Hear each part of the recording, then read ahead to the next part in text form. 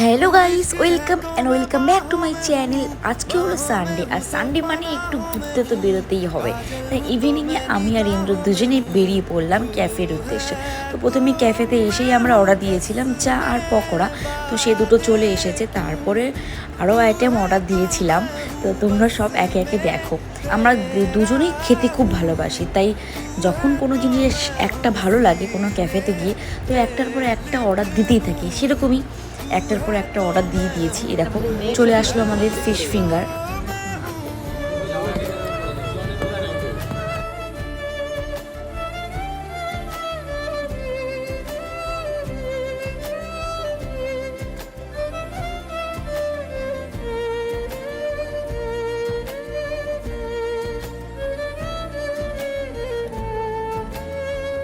Bake সাইডে আমাদের চলে আসলো চিকেন পপকর্ন।